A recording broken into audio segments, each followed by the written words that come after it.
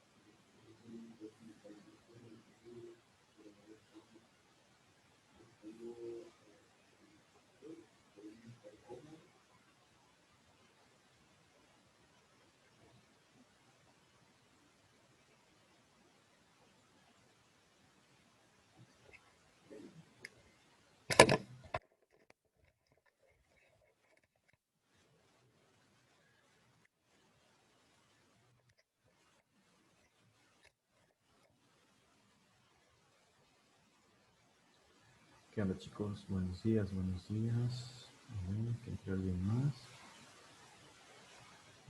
¿Cuántos tengo registrados?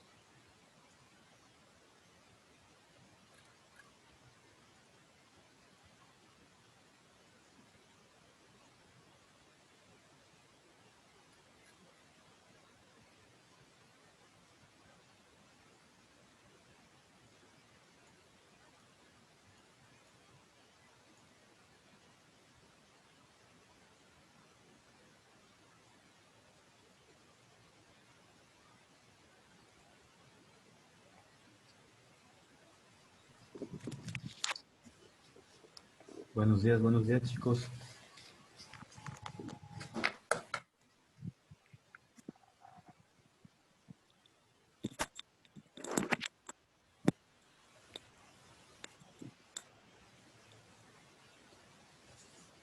¿Cómo están, chicos? ¿Listos para la clase? Hola, buen día. ¿Cómo estamos?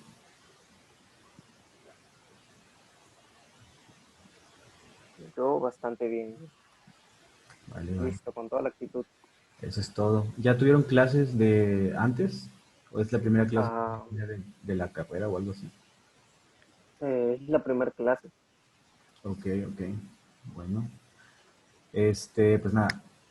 Vamos a esperar a que entren los demás chicos para no estar repitiendo lo mismo. No Ujú, sé si tengan sí. alguna duda antes de que empecemos, de la clase, de la carrera. Deben de saber que antes de que yo estudiara medicina, estaba estudiando psicología. Estudié 2 años psicología y de ahí entré a medicina y pues me cambié a medicina.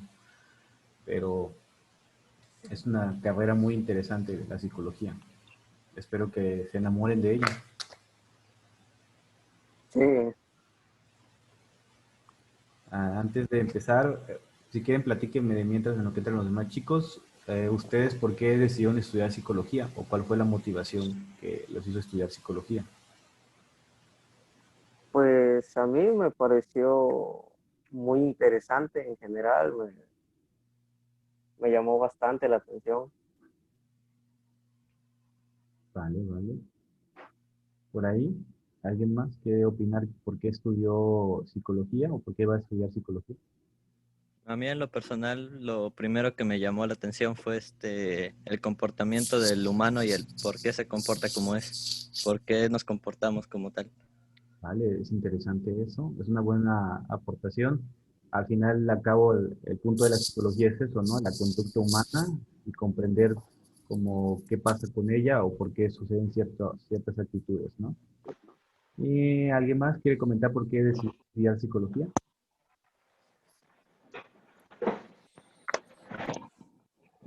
¿No? No. Bueno, yo en la lista hasta el día de ayer tenía nada más a 3 personas. Ayer me agregaron a 2 personas más. Les voy a pasar brevemente lista. Si falta su nombre, les voy a pedir que me digan su nombre completo para anotarlos en mi lista. Entonces vamos a empezar con Elías de la Cruz José Giovanni. Ah, ese soy yo. Ok. Eh, Presente. Cruz Guzmán José Israel. Que no está. Terrones Flores Isaac. Presente. Dale. ¿Quién más? ¿Quién faltó de mencionar? Yo, profesor ¿Me puedes decir tu nombre completo? Juan Pablo Gutiérrez González.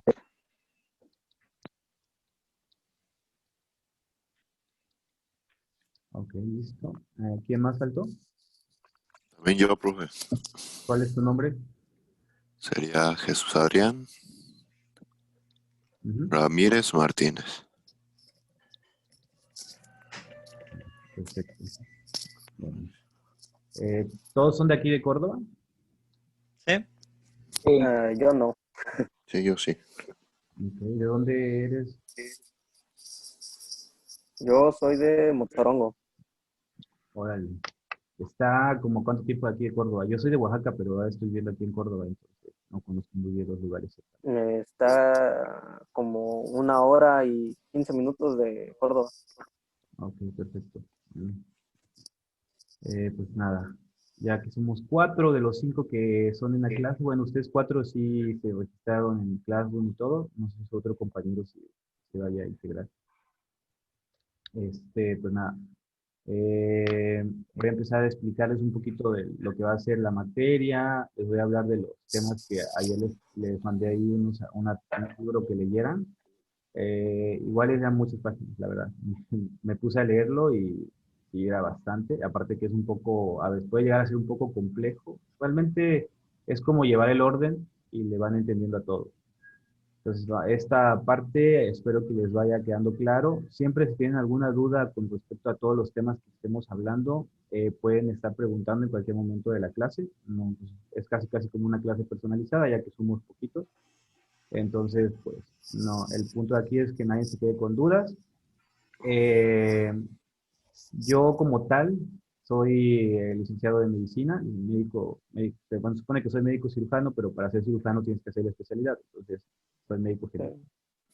Sí.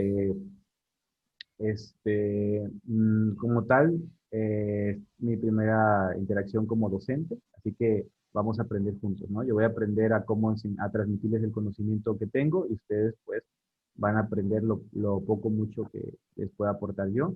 Y obviamente la base principal va a ser las lecturas, los libros, los artículos que les vamos a estar leyendo.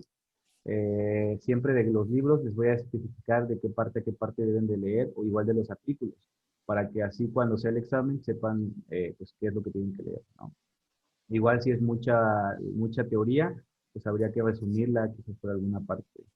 En cuanto a los porcentajes para calificar la materia, todavía no me especifican bien la distribución de los porcentajes, pero por lo general en otras materias que estoy dando, estoy utilizando el 50% para el examen. Entonces ya el otro 50% se dividiría quizás en algún trabajo que vayamos haciendo sobre la marcha. Ustedes igual van a exponer en algún punto de la clase. Igual también, en ese sentido, si alguien, por ejemplo, no tiene algún dispositivo como una computadora para estar transmitiendo la pantalla y lo hace directamente desde el celular al entrar a la clase, pues bueno, me puede enviar sus diapositivas un día antes y ya yo las presento y ustedes nada más las van explicando. Y eso va a ser más o menos el formato en calificar. Creo que necesitan el 60% de asistencia para poder tener derecho al examen. El examen igual hasta el momento pues va a ser totalmente en electrónico.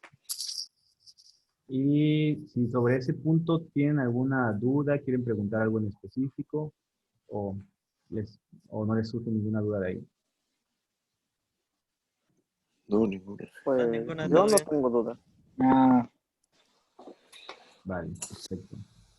Pues bueno, vamos a tratar de empezar.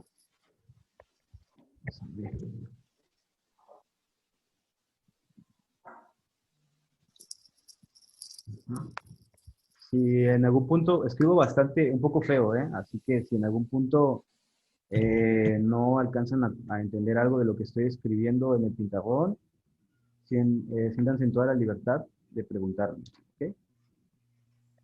Pues bueno, el día de hoy pues vamos a empezar básicamente con introducción a lo que va a ser básicamente la psicobiología. ¿Ok?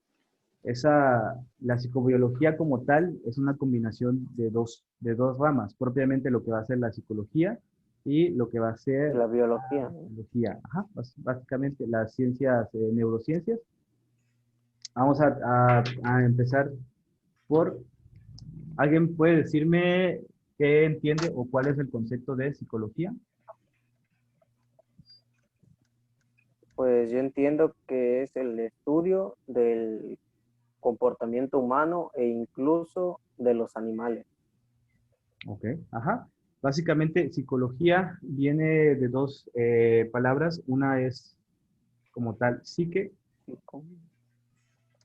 que antes lo tomaban como alma, que pues realmente ahora es lo que llamamos como conciencia, comportamiento, por decirlo así, y logía, que significa estudio.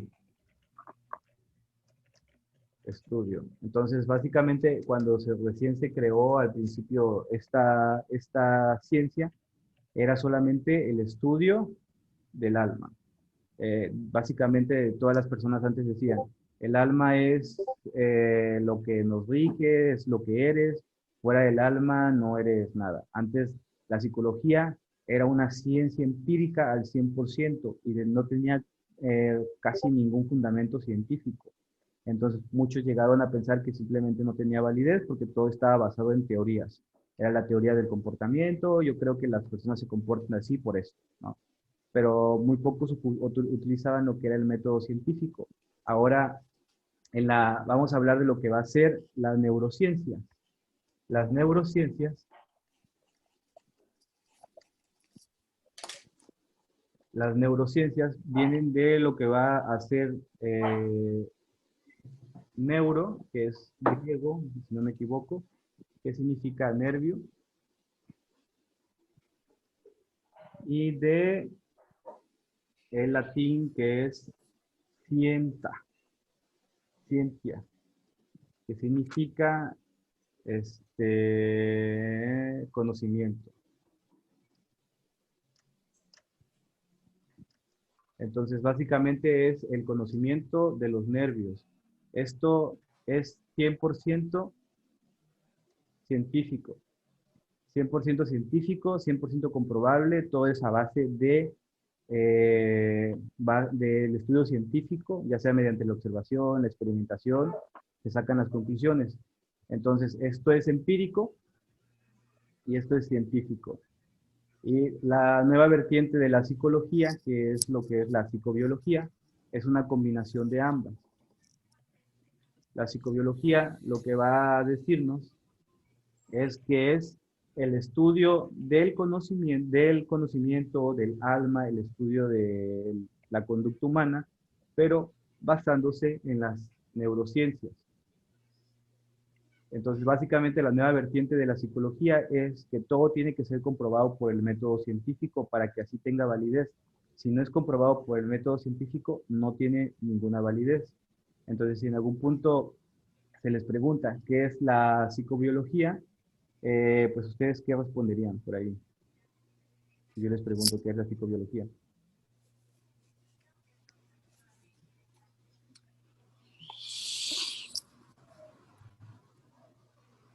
¿Nadie? Sería el estudio del comportamiento humano, pero a través de métodos preestablecidos. Ajá, podría ser una definición. Entonces, por ahí, en ese sentido, recuerden que la nueva vertiente de la psicología no es concentrarse puramente en el comportamiento humano, sino que también tienen que saber un poco de lo que es la estructura del cerebro, que es lo que vamos a ver en esta clase principalmente. Primero, en el primer bloque es como ¿Cierras, por favor? es lo que es qué es la conducta, vamos a aprender primero los conceptos básicos para que ustedes entiendan cómo analizar la conducta. Y después vamos a entrar de lleno en el bloque 2 y en el bloque 3 a lo que va a ser pura neurociencia. En este bloque todavía no van a estar directamente interactuando quizás con pacientes o quizás con algún tipo de persona con algún problema psicológico, sino que van a estar directamente aprendiendo lo que es más neurociencias. Entonces, por eso es que me asignaron esta materia para poder explicarles a fondo toda la estructura del sistema nervioso. El sistema nervioso central, bueno, el sistema nervioso en general, es bastante complejo. Entonces, conforme vayamos avanzando, es importante que poco a poco vayan quedando claro todas las bases una vez que entremos a la anatomía, porque va a ser un poco difícil, créanme. A mí también me costó mucho entenderlo. Ahorita vamos a hablar de puros conceptos básicos. Antes de empezar, de continuar hablando de los conceptos, vamos a empezar a hablar un poquito de lo que va a ser la historia, ¿ok? ¿Alguien me puede decir si leyó por ahí la psicobiología, en qué año o en qué siglo empezó?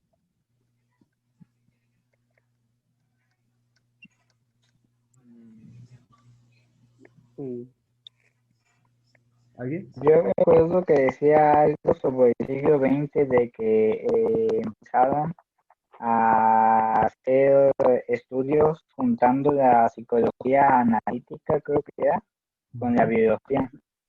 Ok, sí, sí, sí.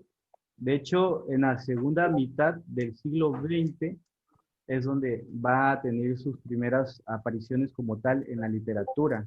Entonces, a partir de mediados del siglo XX es cuando lo empiezan a nombrar como tal. En un principio lo nombraron de una manera errónea o tenía un enfoque erróneo. No era 100% confirmable que o no utilizaban la ciencia al 100%. Siguieron con el empirismo, pero ya empezaron a notar que necesitaban a la biología para completar a la psicología y así crear la psicobiología. ¿Ok? Vamos a empezar que la primera persona como tal que mencionó este concepto va a ser Wilhelm Wendling. Vamos a anotarlo por aquí.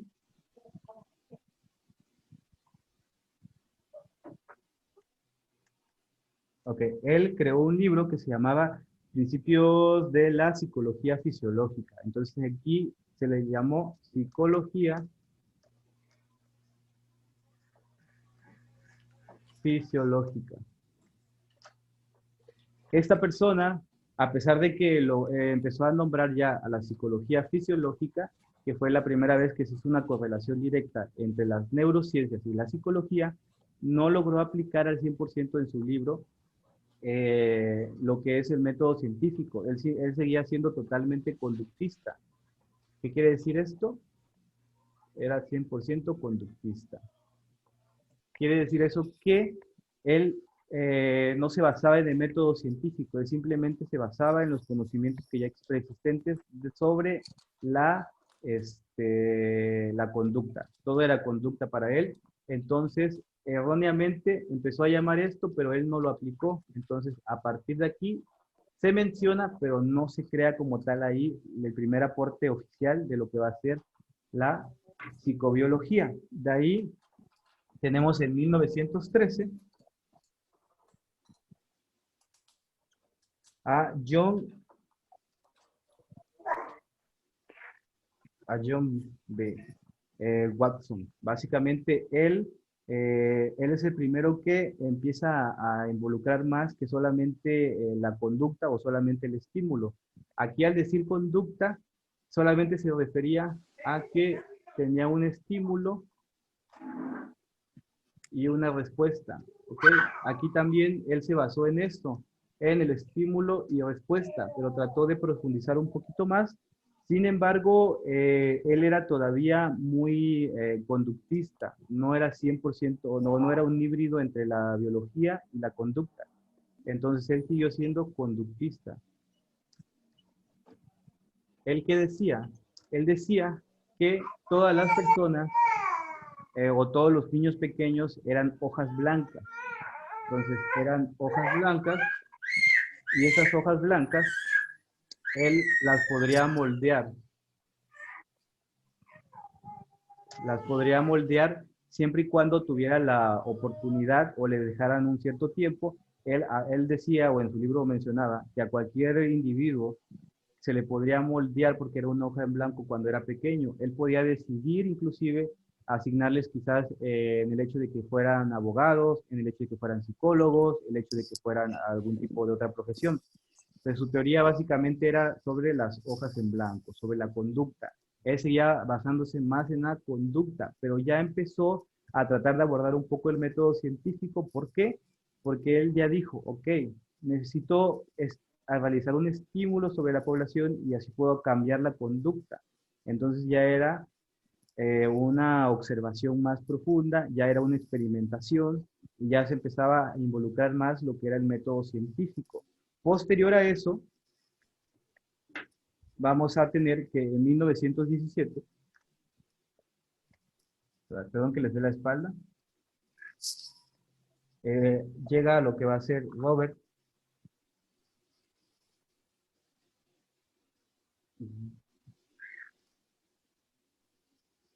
Woodward.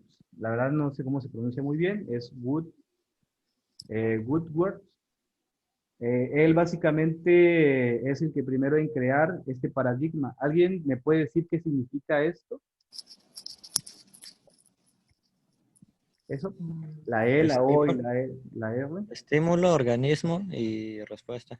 Así es. A partir de aquí, a partir de 1917, se podría decir que de manera oficial se integra lo que es el organismo. ¿Ok? Antes simplemente era estímulo, respuesta. Yo le doy un estímulo al cuerpo, el cuerpo me va a dar una respuesta. Es correcto, porque es correcto, es la base de todo. Si yo me pongo algo caliente aquí, me voy a quemar, voy a quitar mi mano. Es un estímulo que ocasiona una respuesta. Pero aparte de eso, ¿por qué genera esa respuesta? Porque tienes que conocer el organismo, porque cada organismo es diferente. Quizás si yo tengo una enfermedad de la piel que evita que sienta eso, pues no voy a tener la misma respuesta que alguien que tiene la piel con la sensibilidad al 100%. Entonces por aquí se rompe un poco el conductismo y ya empieza a crearse como tal la psicobiología.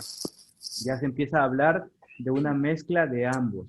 Entonces ya se integra lo que va a ser el organismo al paradigma. Y aquí, a partir de aquí, ya se queda acuñado esto y se empieza a ocupar.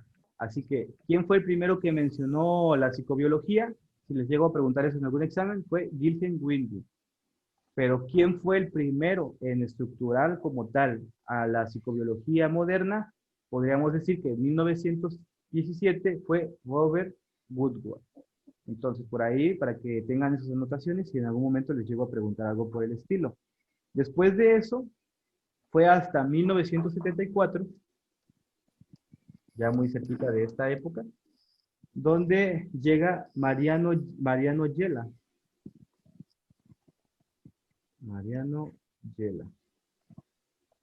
Él es el que habla por primera vez de lo que va a ser la conducta, pero la habla de una forma no solamente conductista, ya la trata de abordar desde un enfoque estímulo, organismo, respuesta. ¿Qué dice él? Básicamente dice que la conducta implica la utilización biológica de la estimulación, siendo la conducta la respuesta que el ser vivo da a la estimulación que le afecta. Eso lo estoy leyendo literal textual del libro. ¿A qué se refiere esto?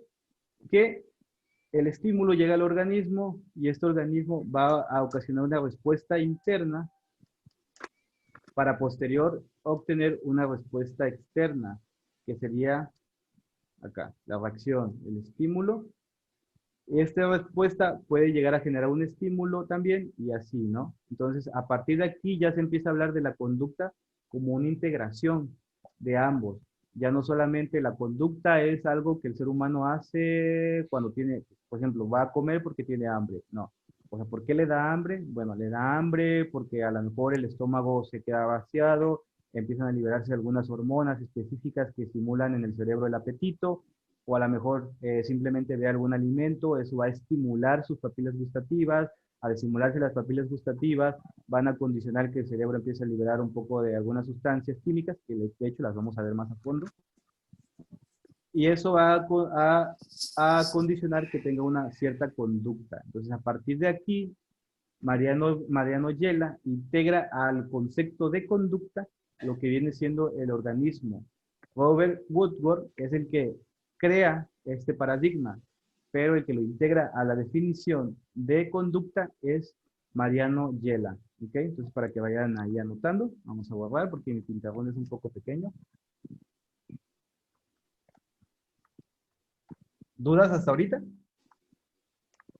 No. Ok. Bueno, de ahí, ¿alguien me puede decir el concepto de conducta en psicología?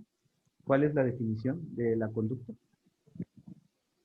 ¿O alguna idea que tengan? Mm, no. ¿No? Bueno, en la psicología, la conducta, tener psicología más conducta. ¿Qué definición vamos a tener para esto? Vamos a tener, lo voy a leer literal, textual, y ahorita se los explico. Conjunto de manifestaciones públicamente observables, reguladas por el sistema neuroendocrino, mediante las cuales el animal como un todo en respuesta a un estímulo interno o externo, se relaciona activamente con el medio ambiente. Aquí él no solamente habla del sistema nervioso, ¿ok? Aquí ya se habla del sistema neuroendocrino.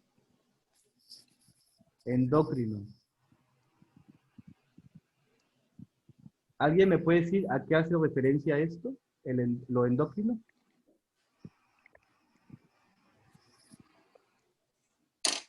¿No? Bueno, en medicina existe lo que es la neurología, que se encarga básicamente del sistema nervioso, tanto de su función como de su anatomía. Cómo funciona el cerebro, cómo va a ser estructurado todo el sistema nervioso, los nervios, qué estructuras van a tener, todo eso. Entonces, el sistema nervioso, su función y su anatomía se va a encargar la neurología. Y la endocrinología se va a encargar del sistema endocrino, obviamente, ¿no? Pero el sistema endocrino, ¿qué es? El sistema endocrino, por ejemplo, es cualquier órgano que produce hormonas, enzimas. ¿Alguien me puede decir algún ejemplo que ustedes hayan escuchado o que crean que puede llegar a entrar en esto, en lo que es el sistema endocrino? ¿Algún órgano que me puedan mencionar de eso?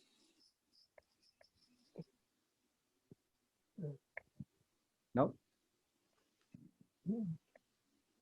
Bueno. Ahorita no, pero en las próximas clases vamos a estar hablando un poco de lo que va a ser la estructura del cerebro. El cerebro no solo es esto, el cerebro. Dentro del cerebro, aquí abajito, o sea, esta es la masa encefálica, que esto pertenece al sistema nervioso. Pero aparte de eso, aquí tienen otras glandulitas, otros órganos, está el cerebelo, está lo que va a ser el hipotálamo, está la glándula pituitaria, que ya van a saber pronto qué es, está el cerebelo. Entonces, por ejemplo, el cerebelo y el cerebro o la masa encefálica pertenecen al sistema nervioso, pero la glándula pituitaria, por ejemplo, es una glándula muy importante, ya que esa glándula nos va a ayudar a regular, por ejemplo, algunos comportamientos como el hambre, algunos comportamientos como la actividad sexual, el desarrollo de los órganos sexuales. A las personas que, por ejemplo, no se desarrollan sexualmente de manera adecuada, a lo mejor pueden tener algún tumorcito en la glándula pituitaria y eso hace que no se liberen ciertas hormonas que estimulan el desarrollo del cuerpo. El hipotálamo nos va a ayudar a regular el apetito, nos va a llegar a regular la temperatura. Entonces, ¿cómo lo van a hacer ellos? Mediante hormonas que ellos liberan al torrente sanguíneo y generan esa respuesta. Entonces, al hablar del sistema neuroendocrino, estamos hablando de una combinación de lo que va a ser el sistema nervioso y el sistema endocrino. ¿Por qué? Porque, por ejemplo, esta glándula, a pesar de que no, el hipotálamo, a pesar de que no pertenece como tal al sistema nervioso, tiene una función similar al sistema nervioso, ya que al liberar la hormona es un estímulo. ¿Ok? Libera la hormona, que es el estímulo, es la hormona. De ahí el organismo. ¿Qué va a hacer el organismo? Bueno, esa hormona va a estar diseñada para ir a actuar en el centro de la regulación de la temperatura. Va a hacer que quizás la piel empiece a sudar o va a hacer que los poros se cierren. Entonces, en el organismo, por ejemplo, en la piel va a tener un efecto. ¿Y cuál va a ser al final la respuesta, pues básicamente la respuesta va a ser ya sea la disminución de la temperatura o el incremento de la temperatura, como ya sea mediante la sudoración, mediante cerrar los poros, o quizás levantamiento a veces de los vellos capilares, cuestiones así. Entonces, al hablar de la neuroendocrinología, básicamente nos referimos a todo esto. ¿Okay? En este punto, ¿les quedó claro más o menos cuál es el concepto que se está utilizando actualmente de conducta en la psicobiología o en la psicología? ¿O tienen alguna duda? No, ¿Seguros? No, no. Yo sé que ahorita quizás no sepan. ¿Alguien había escuchado hablar del hipotálamo o de la glándula pituitaria? ¿Algún momento? ¿O los llegaron a mencionar en algún punto? No, sí, yo lo leí de vez en cuando, Vale, pero no tan a fondo. vale, vale. Ya muy pronto los vamos a estar viendo a fondo cuando lleguemos a la parte de la anatomía, que es la parte como fuerte de mi carrera, por decirlo así. Entonces vamos a entender que a partir de aquí empieza a tomar mucha relevancia la parte del organismo. Antes se pensaba que estaba el cuerpo aquí y para que el cuerpo tuviera una respuesta tenía que llegar un estímulo externo y el cuerpo hacía una respuesta. Ahora se sabe que el cerebro por sí solo, aquí tenemos el cerebro, las glándulas y todo, ¿no? Por sí solo puede generar un estímulo que hace algún efecto en alguna parte del organismo y nos va a dar una respuesta. Entonces, los estímulos, es importante que se entienda que un estímulo no solo va a ser algo que viene de fuera del cuerpo. Hay personas que ustedes van a llegar a topárselos cuando ya sean profesionales y quizás les van a decir, es que de repente me siento triste. Y ustedes le van a preguntar, bueno, pero ¿qué pasa? O sea, ¿por qué? ¿Qué El ustedes por qué. tratando de encontrar un estímulo externo? Cuando quizás el problema no es que tengan un estímulo externo, quizás todo lo exterior está bien, pero ellos internamente están recibiendo un estímulo interno que es lo que les está ocasionando que estén tristes, que tengan ese sentimiento, que tengan esa problemática.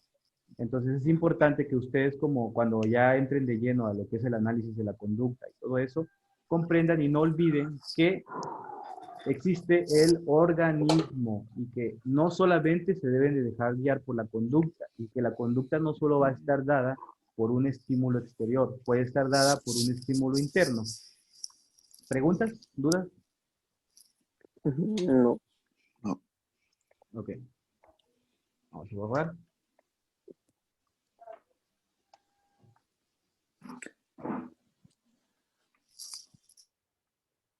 Bien. Ahora, vamos a continuar siguiendo un poco con la historia, ya que ya vimos más o menos cómo empezó a surgir todo el concepto. Si se dieron en cuenta, en un principio solamente la conducta era considerado como una acción que hace el cuerpo. Y ya. O sea, yo tengo hambre porque me falta alimento, punto. No se tomaba en consideración nada y poco a poco se fue evolucionando. De ahí llegamos al año de 1972, donde James Drever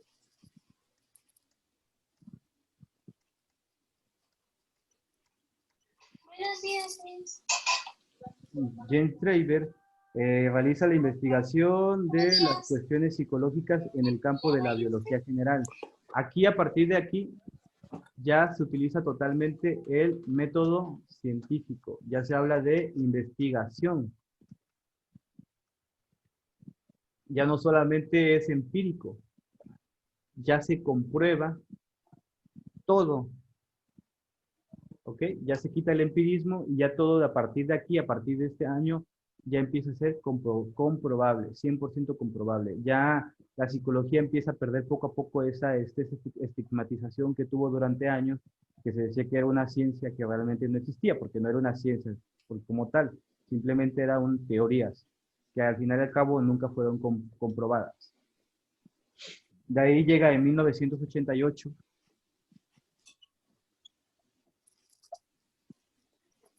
Rubén Ardila y Mario Bunge. Ellos, ¿alguien me puede decir si leyeron más o menos qué fue lo que hicieron ellos?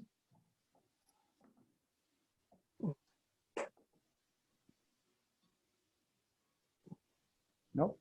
No. Bueno, ellos a partir de aquí fue donde ya eliminan por completo el empirismo de la neuropsicología y ellos empezaron a hacer experimentos, empezaron a hacer comprobaciones, utilizando lo que va a ser el método científico al 100% y empezaron a hacer experimentos con algunos animales sobre la conducta. A partir de aquí se empieza a realizar experimentos más complejos.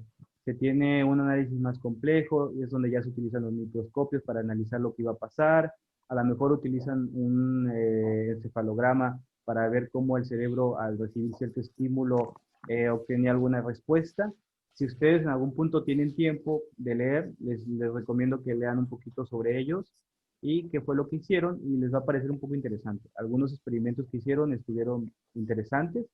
Todos, obviamente, a lo largo del tiempo, algunos fueron comprobados que su teoría era falsa, porque al fin y al cabo no pudieron comprobarlas al 100% todas. Otras tantas sí están validadas al 100%.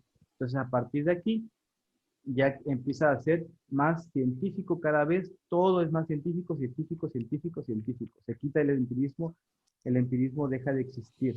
¿Ok? Y ya después de ellos surgen en la actualidad un montón de investigadores, que ustedes pueden a buscar. Ya hay un montón de lugares donde se realizan experimentos en lo que va a ser la conducta de los animales. ¿Alguien me puede decir algún ah, experimento que sepan que se haya realizado con algún animal antes de que se utilizara por completo o cuando se empezaba a utilizar el método científico, antes de que fuera tan laborioso como cortar el cerebro y cositas así? ¿Algún experimento que sepan?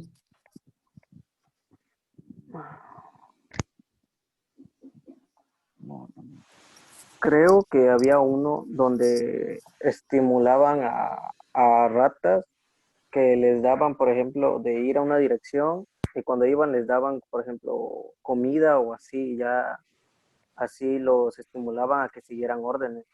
Ajá, básicamente ahí es donde él empieza a analizar ese estímulo-respuesta. Aún es totalmente empírico, ya que no cortó el cerebro de los animales, como para comprobar que sí efectivamente había cambios en la estructura encefálica, o cambios hormonales, o cambios enzimáticos. Él simplemente lo que hacía es ponerle un estímulo, que él decía, Pablo decía así de, le sueno a la campana y le doy de comer, le sueno a la campana y le doy de comer.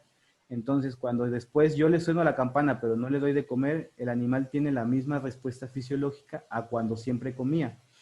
Entonces, por ese lado, se empieza a analizar un poco de lo que es la conducta y a partir de ahí surgen muchas interrogantes, hasta llegar al punto donde ahora, si ustedes leen algún artículo sobre eso, van a llegar a encontrar que ya se diseccionó el cerebro de algunas ratas, se les hizo ese experimento y se encontró que había cambios en la estructura, en la masa encefálica, algunas partes del cerebro se desarrollaron más, otras se olvidaron por completo y así, ¿ok?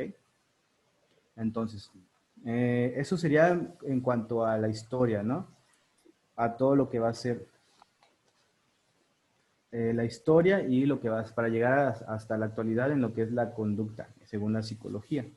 Ahora vamos a hablar un poquito de lo que va a ser la explicación de la conducta, ¿ok?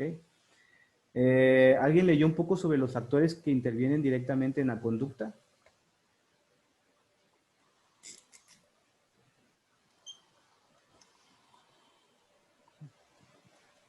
Pues, ¿no?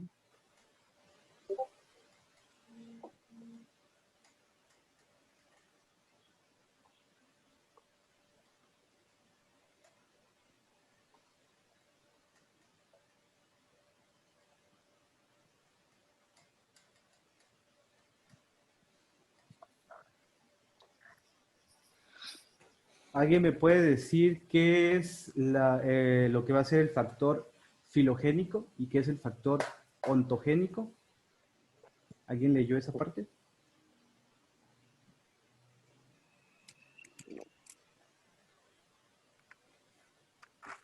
¿no? Bueno, los factores que van a afectar a la conducta, los dos principales van a ser los factores filogénicos y los factores ontogénicos. Básicamente los factores filogénicos son va a ser la genética, ¿ok? Genética. Todo lo que tenga que ver con la genética. Por ejemplo, podemos hablar inclusive un poco de lo que va a ser la teoría de la evolución de Darwin, donde la teoría de la evolución de Darwin nos va a decir que, no sé si se acuerdan, que había animales, a pesar de que vivían, no sé, eran la misma especie, pero vivían en diferentes regiones, eran especies regionales, y eso condicionaba que tuvieran características diferentes que le heredaban por sí solas a sus descendientes. Puso un ejemplo en el pico de algunas aves, puso el ejemplo en algunas tortugas, puso el ejemplo en las jirafas, que por ejemplo las jirafas donde la comida, los árboles eran bajitos, las jirafas tenían cuellos muy cortitos y donde los árboles eran altos, para poder obtener alimento las jirafas tenían que estirar poco a poco su cuello y eso les condicionó que a largo plazo los descendientes posteriores tuvieran el cuello largo y en otros el cuello un poco más corto. Él empezó a hacer esas observaciones y fue donde se puede decir que el factor filogenético es lo que la genética nos va a dictar. Es decir, por ejemplo, si nosotros ahorita que está lo del coronavirus, ¿no? Me llega a dar coronavirus y por eso a lo mejor paso mucha hambre, no tengo nada que comer, no como, mi organismo se empieza a adaptar a eso y genéticamente se va a empezar a modificar si toda mi vida yo vivo así. Cuando yo tenga un hijo, a mi hijo le voy a heredar genes que van a estar preparados para pasar hambre y genes que van a estar preparados quizás para, no sé, estar guardados en casa o encerrados en casa, porque nosotros pues no estamos acostumbrados y la padecemos, pero la nueva generación ya va a estar adaptado a eso. Entonces, esto es la filogenética, los factores hereditarios genéticamente que van a ayudar a que una especie pueda subsistir ante los diversos cambios que tenga su medio o su entorno. ¿Son buenos? Sí, son buenos porque ayudan a mejorar la especie, pero por ejemplo, si quizás ya como no salimos de casa, nuestros hijos, en lugar de poder tolerar el calor o el sol, van a salir sensibles a la luz solar. Sensibles a la luz solar, ¿por qué? Porque como nosotros no nos da el sol, nuestros genes empiezan a apagar los genes que producen la melanina para ayudarnos a defendernos de los rayos ultravioleta. Nuestros hijos quizás van a salir de un tez más claro al que nosotros tenemos, pero van a tener menos melanina, lo cual va a ayudar a que el sol los queme más fácilmente. El sol les agreda la piel más fácilmente. Entonces, todos estos factores filogenéticos, ¿en qué nos van a afectar en la conducta? Precisamente en eso.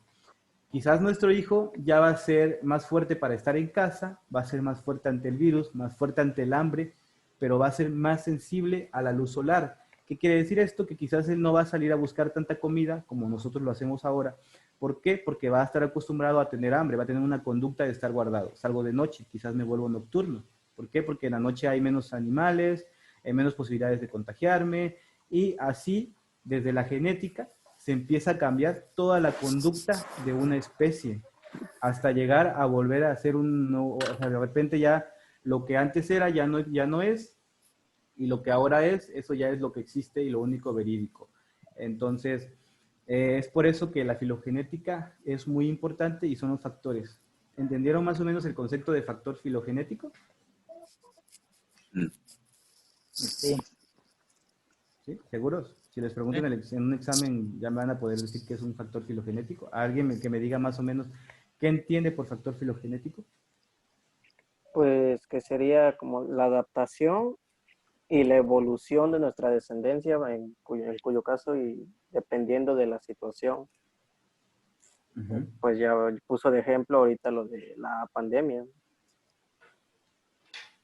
Y tal vez un caso de eso fue pues con los nómadas, ¿no? Que, por ejemplo, ahorita de que nosotros tenemos menos pelo como tenían antes, porque pues antes se tenían que cubrir del frío, porque todavía no tenían lo del fuego.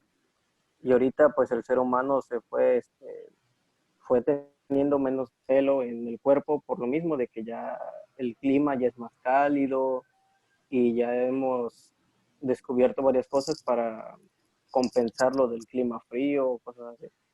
Ok, esa es una buena observación y es un muy, muy buen ejemplo, ¿eh? Precisamente eso es el concepto de filogenética. Ahora vamos a hablar de los factores ontogénicos. Ok, los factores ontogénicos básicamente van a ser, les voy a leer textual lo que dice, circunstancias en las que se desarrolla la vida del individuo desde el momento de su concepción. ¿A qué se refiere esto? Aquí hablábamos del factor interno, genéticamente. Todo esto es la evolución de la especie. Acá hablamos de la evolución o de la diferenciación del medio ambiente. ¿Ok?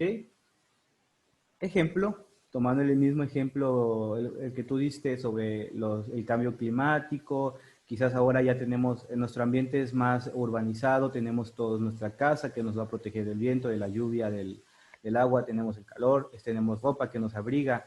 Entonces, esos factores condicionaron a que genéticamente se nos cayera el pelo, pero no se nos cayó el pelo nada más porque sí, se nos cayó por todos los condicionantes externos, todos los cambios que hubo en el medio externo. Entonces, en la conducta influye tanto la genética, que es lo interno, la filogenética, como la ontogenética, que es lo externo. Entonces, básicamente se complementa uno con otro, pero son conceptos diferentes. Si yo les llegara a hacer alguna pregunta, como dime cuál es la diferencia, por ejemplo, alguien que me diga la diferencia entre estos dos, ¿qué me dirían ustedes? Pues que lo filogenético es lo interno, los genes, y lo ontogénico sería el ambiente. Ok, ok. ¿Alguien más que quiera participar?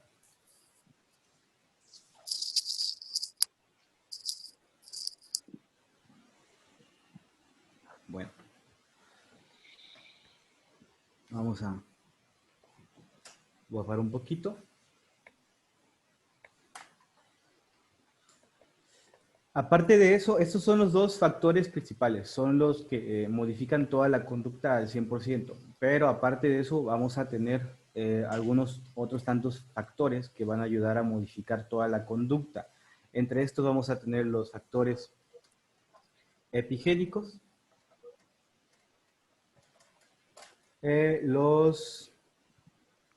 vamos a tener los periodos críticos,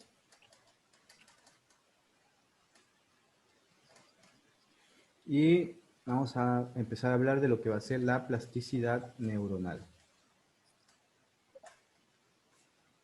Ok, ¿alguien me puede decir qué entiende por factor epigenético? ¿Qué entiende por periodo crítico? O si leyó en el libro, que me puede decir el concepto. ¿Y qué es la plasticidad neuronal? Vamos a preguntar directamente. Lo que entiendan ustedes, chicos. Yo sé que ahorita todos los conceptos son totalmente nuevos para ustedes.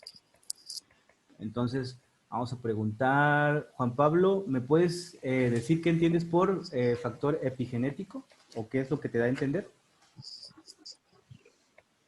Pues es eh, pues un factor que se adaptó a la genética, que es como dentro del entorno lo, lo tuvimos que adaptar. Ujú.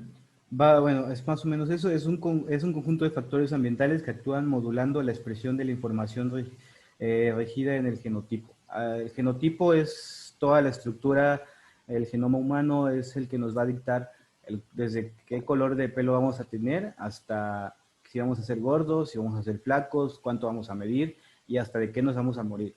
Entonces, bueno, salvo que te atropellen o algo así, porque pues eso no está en la genética, pero todas las enfermedades como el cáncer y cuestiones así, si tú te haces un estudio de tu genoma humano, puedes llegar a encontrar todas las enfermedades que puedes llegar a padecer. ¿Por qué? Porque están ocultas. en los genes que te están heredando tus padres. Entonces, lo que va a ser el factor epigenético se refiere a todos esos condicionantes genéticos que se van a estar heredando por efecto del medio ambiente. Es muy similar a lo que va a ser a lo filogenético, pero aquí ya se habla más también un poco específico directamente de la herencia, sin importar que el medio ambiente haya cambiado o no, se refiere más a la herencia que va a estar teniendo cada especie, ¿no? Alguien, vamos a preguntar, directo, Jesús Adrián, ¿me puedes decir qué es el periodo crítico o más o menos en dónde es el periodo crítico?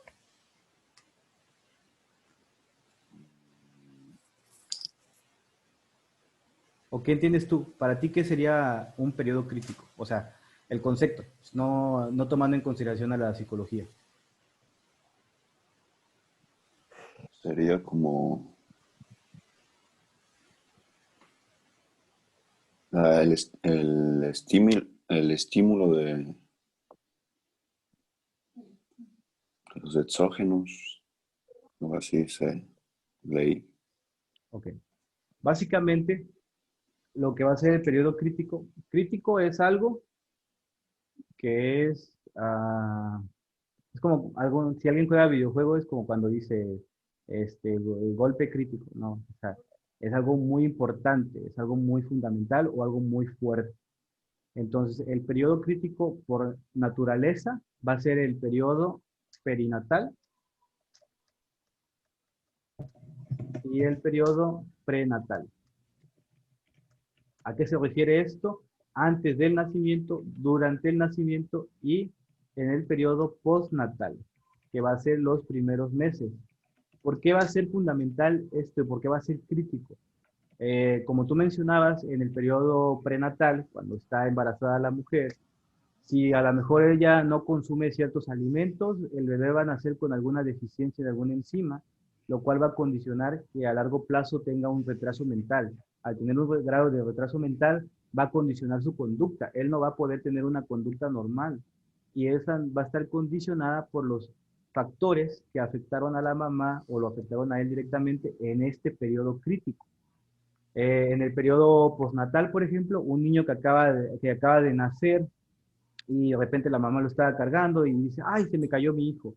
Se golpea la cabeza, se daña alguna parte del cerebro y ¿qué va a pasar ahí? Todo lo que se iba a desarrollar en base a ese cerebro, todas las funciones que esa parte que se daña, que se iba a realizar quizás alguna función o a lo mejor iba a aprender a caminar y ya no puede caminar. ¿Por qué? Porque está dañada esa parte del cerebro, afecta muchísimo, a diferencia de que ahorita te caigas tú y quizás te des un golpe nada más o pierdas un poquito la memoria o a cuestiones así. ¿Por qué? Porque en este periodo, como dicen, es crítico, es importantísimo y es el periodo perinatal, prenatal y postnatal, que básicamente es antes del nacimiento, durante el nacimiento y posterior al nacimiento, los primeros meses de vida. Entonces, por ahí quedó claro lo que es el periodo crítico. Sí. Ahora, ¿me puedes decir, Isaac, qué es la plasticidad neuronal?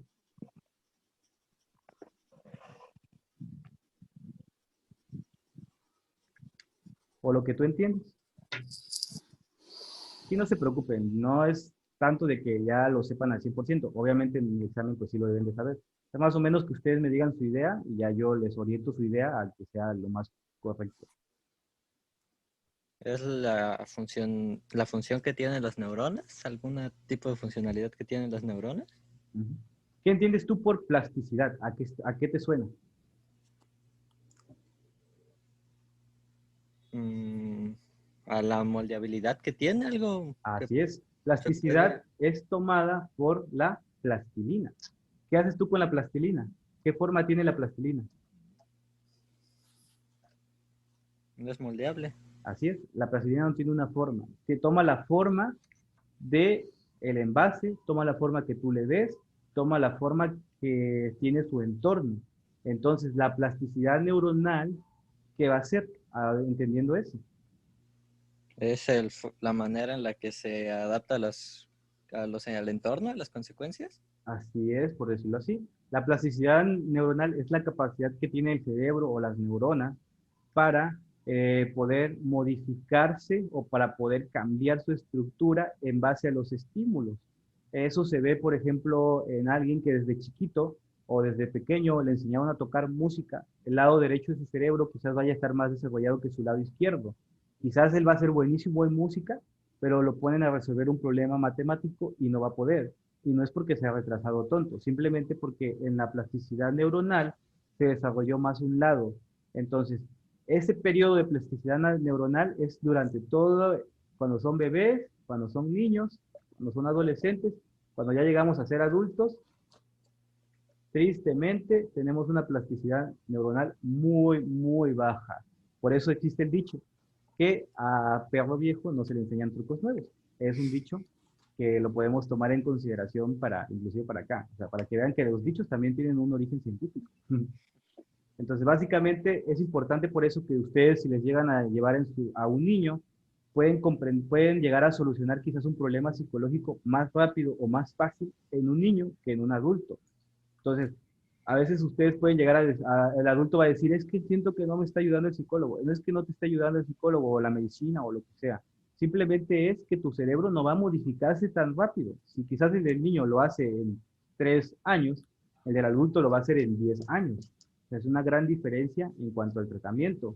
Es una gran diferencia en cuanto a la capacidad de moldear. Y es algo que ustedes deben de conocer, porque cuando se topen con un paciente que les lleven, y si es un adulto, le deben de explicar, oye, mira, tienes que comprender que la plasticidad neuronal actual de tu cerebro es muy baja y por ello no vas a poder recuperarte al 100% en un día o en dos, es un periodo largo y bla, bla. Porque si ustedes leen que a lo mejor con esta terapia psicológica, X terapia psicológica, se va a recuperar la persona en 10 días, le puede decir usted al paciente, en 10 días vas a estar bien, pero no toman en consideración la plasticidad, que entre más vieja sea la persona, menos plasticidad va a tener. Entonces, ¿quedaron claros estos conceptos que también van a influir directamente en lo que va a ser el comportamiento? Sí.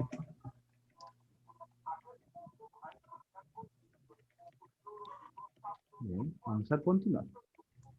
Voy literalmente como está en el libro, ¿eh? Si ustedes leen el capítulo que les dejé leer, van a ver que es así. Estoy tratando de hacer de una manera resumida.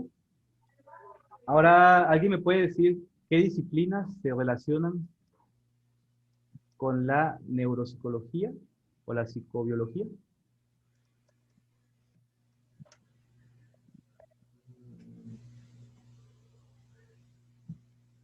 ¿Alguien que me diga algo?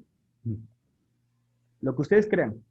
¿Qué creen No me que... acuerdo que mencionaba uno de genética de la conducta, algo así. Ujú. Ok, es correcto. ¿Te acuerdas por qué se relaciona con la genética de la conducta? Decía sobre lo de Darwin, que se iban adaptando las especies y que ese comportamiento se iba pasando de generación en generación pues, las especies. Ujú. Así es. Eso que dices, eso es parte de lo que se va a relacionar. Eso va a ser la genética de la conducta. Y básicamente fue creada en 1869 y fue por Francis Galton. Él fue totalmente, como mencionas, inspirado en Darwin. Él se inspiró totalmente en la teoría de Darwin y creó eso, la genética de la conducta. Él dijo, no solamente se heredan cambios físicos, sino también cambios emocionales se pueden llegar a heredar. Por eso es importante que también si una persona tiene alguna depresión, ustedes deben de considerar que si tiene un hijo, el hijo, si está en una edad sensible como la adolescencia, puede llegar a presentar el mismo problema. Y entonces la terapia no solamente va a ser para el adulto, sino también va a ser para el niño. Es una terapia en conjunto. ¿Ok? ¿Algún otro ejemplo que recuerden? Yo no. Bueno, estamos entonces que en un principio lo que era la genética, que está súper relacionada con esto. Vamos a tener también lo que va a ser la etología y la neurociencia. Posterior a eso, también va a salir lo que va a ser la psicología fisiológica, que ya la mencionamos en la historia de lo que va a ser la psicobiología. Esta, básicamente, lo que nos va a hablar es una interacción del sistema nervioso central y tenemos la psicofisiología.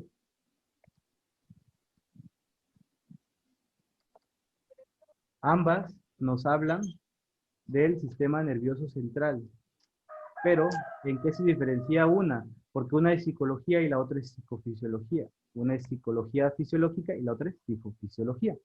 Porque ambas van a hablar de lo que va a ser las bases biológicas del comportamiento, pero en esta, el sistema nervioso va a ser manipulado. Y en esta no va a ser manipulado. Entonces, la psicofisiología es la parte normal del estudio fisiológico de la conducta. El cerebro, digamos, un ratón normal que le da hambre las 3 veces al día, suponiendo que los ratones coman 3 veces al día, pero porque comen muchas más, le da hambre cada 3 veces al día, yo le voy a diseccionar su cerebro y voy a decir, ah, mira, tiene esto normalmente el cerebro del ratón. Yo no estoy actuando sobre el sistema nervioso. Es un ratón suelto, es un ratón salvaje, es un ratón normal, es un ratón sin manipulación. Y entonces la psicología fisiológica me va a decir al manipularlo. Ejemplo, si yo al ratón lo someto a muchos procesos de hambre, muchos de hambre, lo tengo con hambre, y después lo mato y le corto la cabeza y le abro el cerebro, que suena muy drástico, pero así es como se hacen los experimentos con los ratones. Ahí yo ya estoy manipulando, entonces el cerebro del ratón ya no va a ser normal, ya va a tener una alteración que yo mismo estoy condicionando mediante la manipulación de un estímulo. Entonces, estas dos se pueden llegar a confundir, pero son diferentes, se diferencian entre que una manipula el cerebro y la otra no lo manipula. La psicofisiología no manipula el sistema nervioso y la psicología fisiológica manipula el sistema nervioso. ¿Ok? Entonces, por ahí, si tienen a lo mejor en el examen les pregunto, dime la diferencia entre psicofisiología y psicología fisiológica, ahí ya van a saber ustedes la diferencia. Esas van a ser las ramas básicas de eso. También, obviamente, algo que surgió apenas, bueno, no apenas, pero pues más o menos relativamente joven, va a ser la psicofarmacología. Es básicamente la farmacología más la psicología. Se fusionaron, tuvieron un hijo y fue la psicofarmacología. La psicofarmacología lo que nos va a decir es básicamente, no sé, si yo al ratón le agrego un cierto estímulo hormonal, ¿qué reacción va a tener? En esta, los estímulos son total y completamente físicos y pueden ser físicos de que le quito el hambre, puede ser físicos de que le doy un golpe, puede ser físico de que le doy electrocutaciones, pero no son hormonales. Y la combinación de la farmacología y la psicología permitió estudiar a fondo o a detalle esa estructura química que va a afectar, digamos, si yo le doy dopamina al cerebro del ratón, ¿qué es lo que va a hacer? El cerebro del ratón va a comportarse de esta forma. Después le secciono el cerebro y voy a notar que va a haber algunos cambios con una simple inyección quizás de dopamina. Entonces, aquí es donde se crea la psicofarmacología. Y pues, de las disciplinas, ¿alguna duda que tengan? ¿Las disciplinas? No. Pregunten si tienen dudas. Si no entienden, me dicen, ¿eh? Porque mejor que me digan a que se queden con la duda. Son 4 alumnos, entonces, pues es una clase personalizada para ustedes. Bueno, esto ya. Bueno, Esto me imagino y que ya ustedes lo debieron haber visto en lo que va a ser en la preparatoria. ¿Por qué? Porque es la base de todo, el método científico.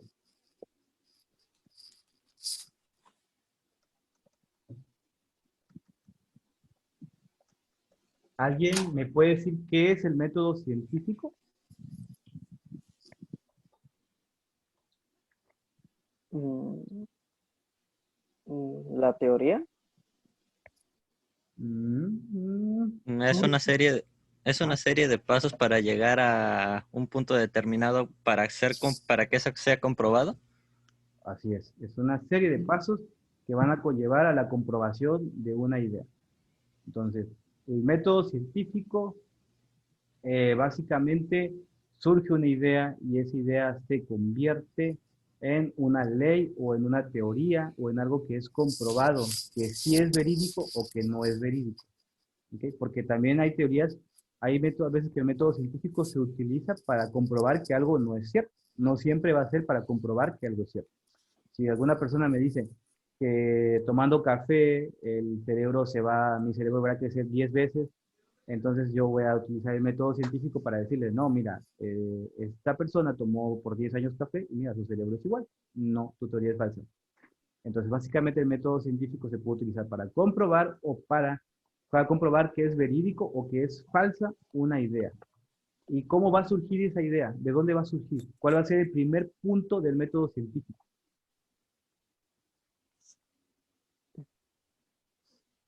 El planteamiento de un problema. Antes de que te plantees un problema, ¿qué haces? Ejemplo, dime Observar, Investigas. ¿mande? observar, Así es, Observa. observas, así es. ¿Cómo detectas un problema tú? Básicamente detectas el problema porque yo estoy observando que paso por aquí siempre y siempre me tropiezo con esto y esto es un problema porque muchas personas más se pueden estar tropezando. Yo lo estoy viendo, lo estoy observando y me está surgiendo la duda si a todos les causa el mismo problema. Entonces, el primer punto de esto va a ser la observación.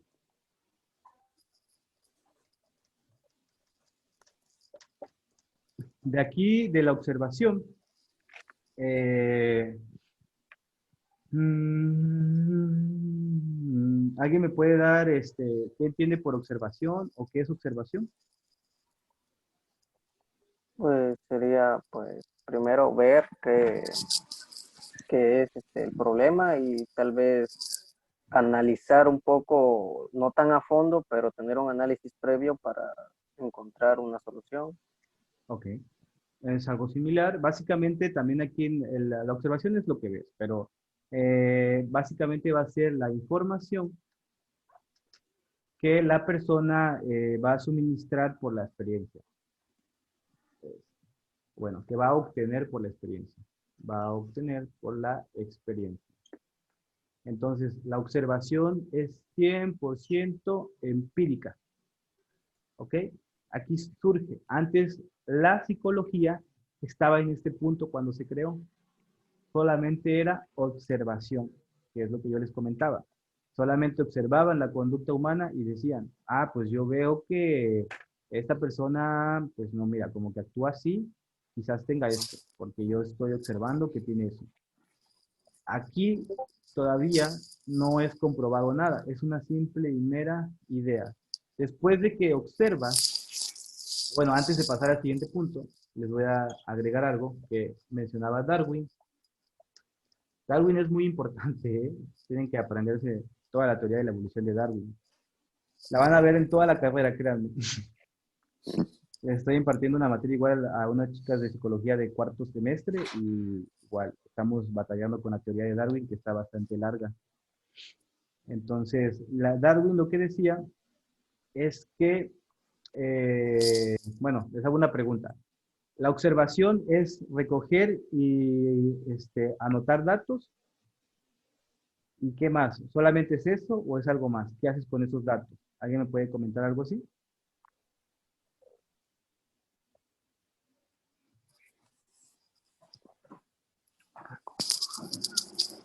¿O no entienden mi pregunta?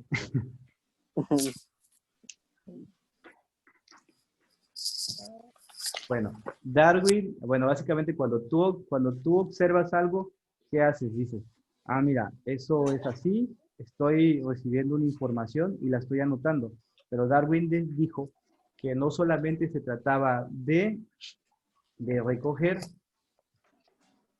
y anotar o acumular, sino que se trataba de que una vez que hayas recogido todos estos datos, tú creas o busques un orden o una estructura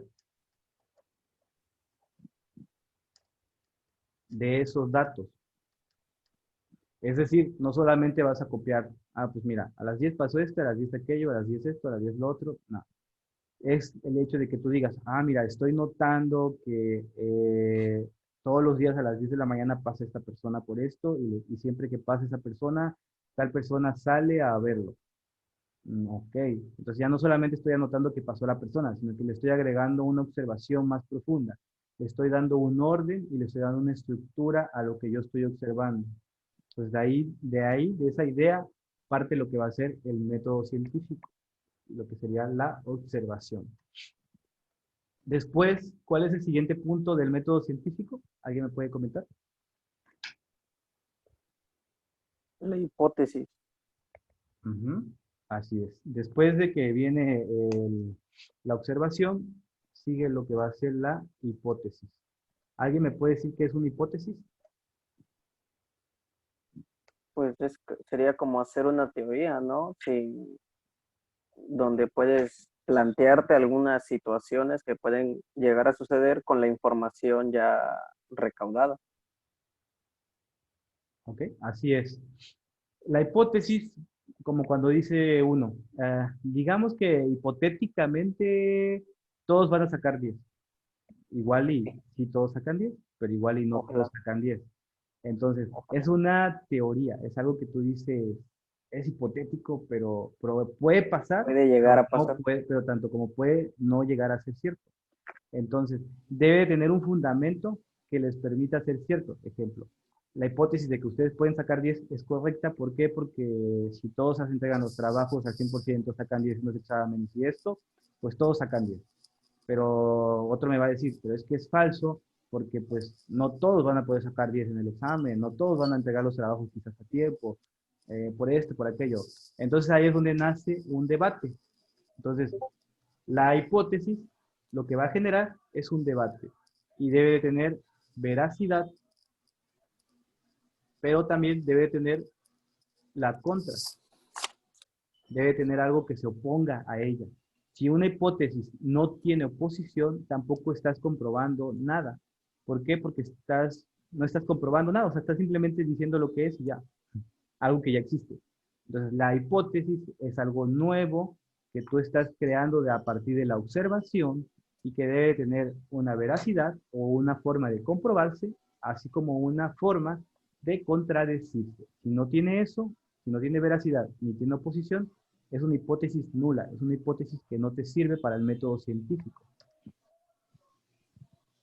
¿Dudas hasta ahorita de la hipótesis? No. Okay. Después de la hipótesis, ¿qué es lo que sigue?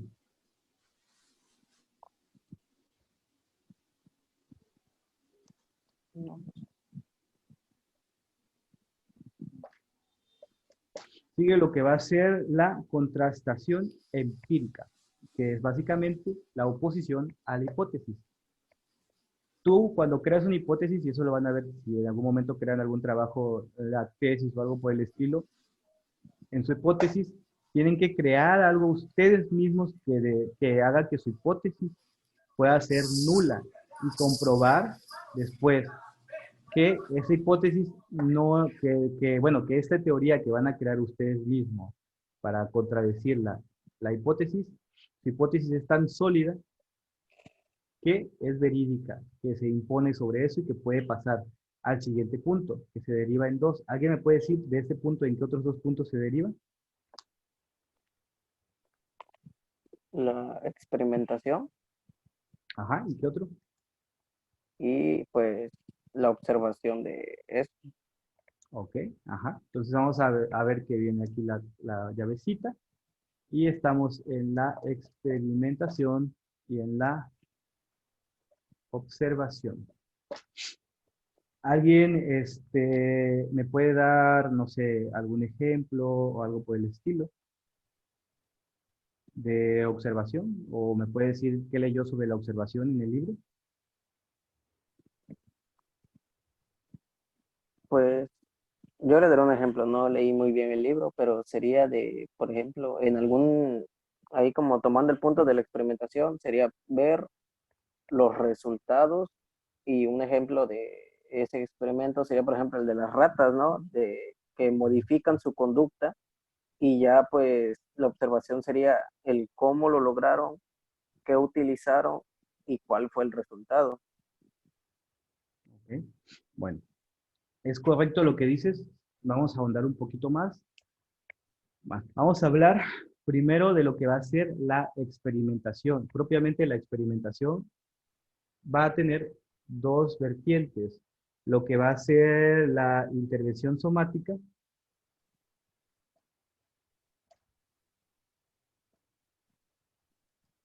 y la intervención conductual.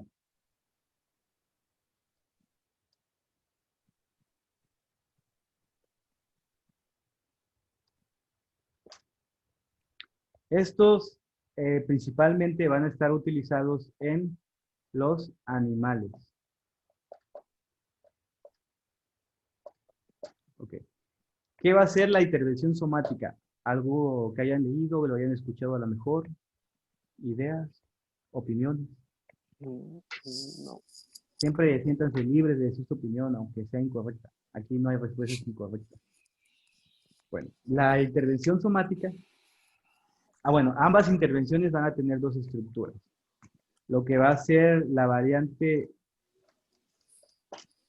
indirecta y la variante directa. La variante indirecta va a ser el organismo. ¿Por qué va a ser indirecta? Porque es lo que no todos tenemos el mismo organismo, por decirlo así. Y la variante directa es la conducta, porque va a estar condicionada también por esto. Es como una condición. Lo que es la parte de la intervención somática se refiere a cuando intervienes en el organismo. Es cuando tú agarras y al cerebro, por ejemplo, del ratón, muchas veces para eso es muy común que se estudie lo que es la conducta sexual de los ratones.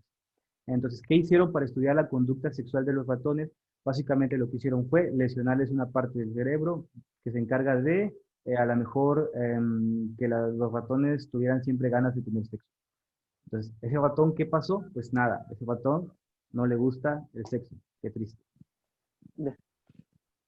Entonces, eso es en cuanto a la intervención somática, es agarrar y hacer una modificación en el organismo, quitarle algo, inyectarle algo, darle electrochoques en alguna parte, modificar algo de su estructura cerebral o de su estructura anatómica. Y obviamente lo que va a ser la intervención conductual, ¿a qué creen que se refiere? Pues, conducta, ¿no? Eso, la conducta. Vas a hacer una variación en la conducta. Es como tú mencionaste lo de las ratas, que en vez de quitarles una parte del cerebro, quizás para que no tengan gusto, simplemente Las estimulan. los dejo solos. No, no los estimulas. Aquí no estimulas el organismo. Aquí solamente es la conducta. ¿Cómo cambias la conducta? Por ejemplo, si pongo a lo mejor en las ratas que no tienen desarrollados el instinto de la sexualidad como tal, simplemente lo hacen por procrear y no por placer, si yo los pongo con puros machos, obviamente no van a tener sexo entre ellos. ¿Por qué? Porque en su cerebro solamente funciona el hecho de que procrean. O sea, el sexo es para procrear y no Placer. para placer. Entonces, aquí estás cambiando solamente la conducta porque les estás negando el acceso al sexo. No les estás quitando el estímulo que genera las ganas de tener sexo. Eso va a cambiar su conducta y el ratón pues nunca va, quizás sí tenga ganas, pero nunca va a poder tener sexo y poco a poco va a ir perdiendo esa intención porque dice, pues bueno, o sea, no me voy a reproducir, mejor me concentro en cosas más importantes como que no me maten, en comer, en estar sano, en esto, en aquello, en otro. ¿Okay? Entonces por ahí quedó claro lo que va a ser la experimentación. Sí. Bueno, ¿alguien iba a decir algo? ¿No? No. Bueno. Una vez que ya tenemos claro lo que va a ser la intervención somática y la intervención conductual, si se dan cuenta, ¿qué ejemplos puse siempre? El de las ratas, ¿no? El de animales. Animal. El de animales. Nunca puse un ejemplo de una persona. ¿Por qué? Porque éticamente está mal que yo agarre a una persona y le empiece a quitar su cerebro. ¿Por qué? Porque es una persona, es un ser vivo, sí, el ratón también, pero la persona es un ser vivo que está, por decirlo así, en la cadena alimenticia o en el entorno social al mismo nivel que yo. No le puedo hacer eso a un semejante mío. Entonces, aquí los humanos no entran.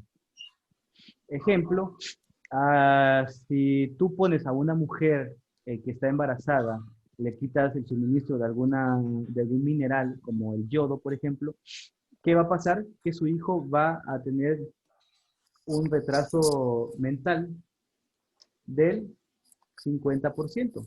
Ahora dime, ¿qué mujer va a aceptar que le hagas eso a su hijo? No, no. Ninguna. Ninguna. Entonces, los humanos no entran en la experimentación. Todo es aquí por base a animales. Los humanos son los que entran también en la observación. Aquí puede ser a animales y a humanos. ¿Por qué a humanos? Por ejemplo, en África hay ciertas regiones donde el yodo no existe en el medio ambiente. La mujer por la carencia de alimentos, por esto, por aquello, por todo, por la pobreza, por lo que quieras, no tiene acceso al yodo. Entonces, ¿qué va a pasar en la comunidad? De hecho, eso es cierto, por ahí investiguen. Hay una comunidad ahí en África que casi el 70% tienen retraso mental. ¿Y por qué? Por la falta de eso, por la falta de ese nutriente, de ese microelemento. Y eso es observación. Yo estoy observando que aquí en esta población hay tanto porcentaje de retraso mental y me sale la duda. ¿Por qué? Entonces mi hipótesis es, ¿qué está pasando ahí para que haya tanto retraso mental? Me pongo a analizar a las mujeres, les hago estudios y llego a la conclusión, sin intervenir en el organismo, simplemente observando los resultados de estudios y ya una vez que nace el bebé le hago pruebas para ver si tiene retraso mental y observo que efectivamente es por la falta de un micronutriente, en este caso el yodo, que genera ese retraso mental. Entonces, por aquí los humanos nunca van a entrar en la experimentación, pero sí van a entrar en la observación. Observación. ¿Quedó claro eso? Sí. Bueno, ahora, Sí. yo ya hice mi experimentación o ya observé la conducta humana. Después de eso, ¿qué sigue?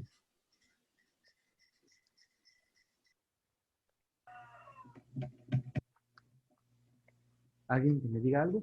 ¿Qué creen que siga? Después, si ya observé, si ya analicé la estructura del cerebro, ya le corté el cerebro a un ratón, ya vi los cambios que hay, ¿qué sigue en mi método científico? La conclusión, no sé. A algo así es. Después Sería de que... Ajá, como corroborar mi hipótesis, ¿no? ujú, Ver en qué tenía razón y en qué no. así es. Entonces, llegas a lo que va a ser la conclusión, que en el método científico se va a llamar ley científica.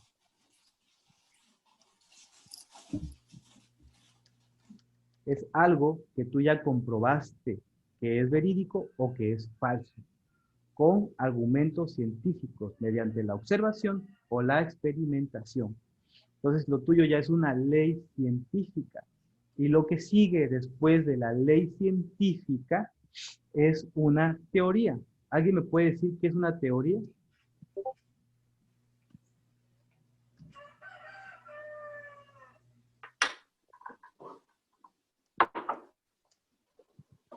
Sería como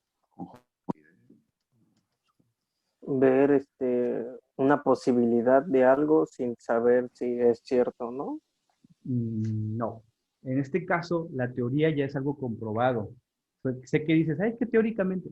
Sí, pero aquí ya tu teoría va a ser un conjunto de leyes científicas. Si tú juntas varias leyes, llegas a la conclusión de que tienes una teoría. La teoría, por ejemplo, de la observación de lo que hablábamos, de que les falta el yodo. Entonces, mi teoría o mi ley es que al faltar el yodo hay retraso mental. Y mi teoría va a ser, el 50% de la población que esté expuesta a la falta de yodo va a tener retraso mental, o una mujer que está expuesta al yodo tiene el 50% de probabilidades de que sus hijos nazcan con algún tipo de retraso mental. Tu ley es que al no haber yodo, hay retraso mental. Pero tu teoría es qué porcentaje, que sería el 50, por decirlo así,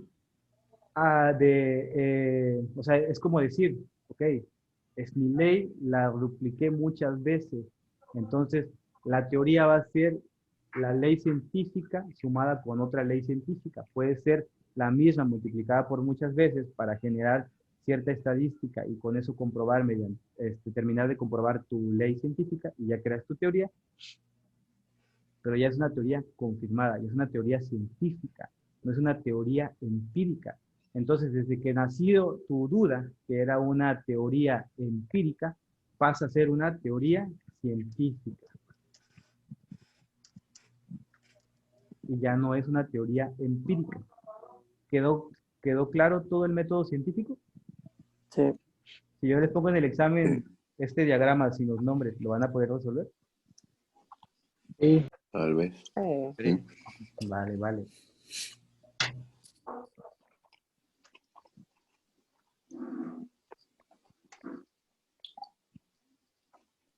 Bueno, entonces ya terminamos con lo que va a ser el método científico.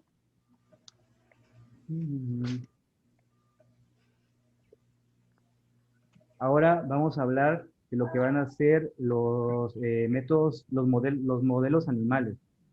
Ya vimos a fondo lo que va a ser toda la teoría científica. Pero ahora vamos a ver un poco de lo que va a ser los modelos animales. Vamos a ver. Ok. En este caso, ¿por qué se utilizan modelos animales? ¿Alguien me puede decir? ¿O por qué cree que se utilizan modelos animales? ¿Por qué el hombre no ha creado algo que simule la conducta humana?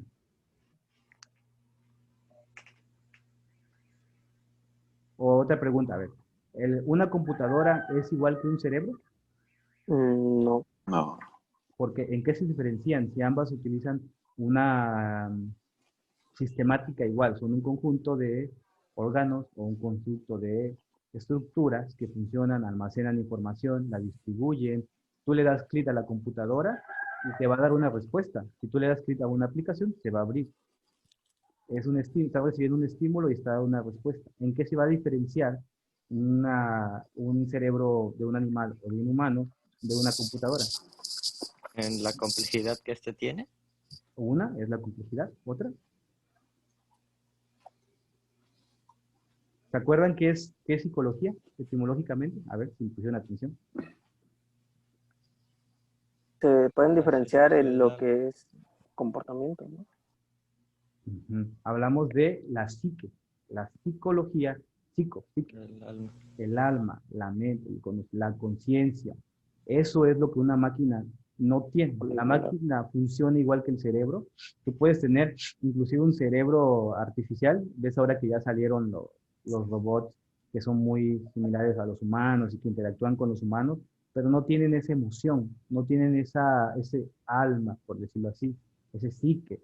Entonces, al no tener esto, nunca vas a poder hacer un experimento en una computadora. Vas a ocupar siempre un ser vivo que tenga como esa, por decirlo así, la chispita, ¿no? Que esté vivo, la vida como tal. Entonces, por eso, en este tipo de estudios de la conducta, lo que va a hacer la tecnología, ¿va a ayudar o no va a ayudar la tecnología al estudio de lo que va a ser la conducta? Sí, sí va a ayudar, ¿no? ¿En qué va a ayudar? Por ejemplo, en se me olvidó el nombre, pero sería como un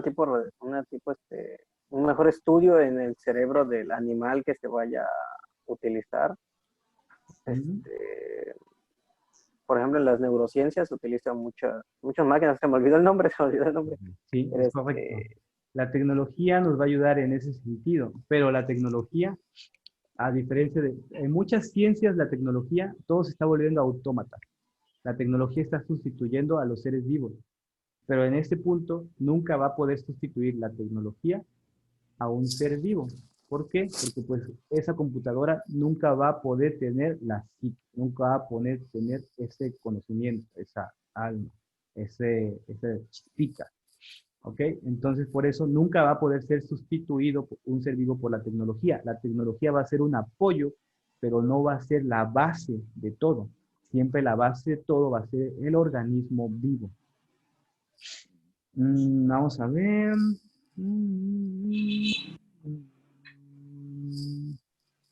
Bueno, ahora vamos a hablar un poquito de lo que va a ser también algunos métodos de estimulación. Les voy a enseñar unos videos. Ya me voy a sentar un momento. Hasta aquí, ¿qué tal les parece la clase? ¿Les parece, está bien así o prefieren que haga con diapositivas? No, sí está bien. ¿Está bien? Vale. Trataré de siempre, porque a veces también no crean que hay conceptos de psicología que yo desconozco. Yo les puedo hablar, cuando lleguemos a la anatomía, ahí sí les voy a dar una vuelta muy bonita.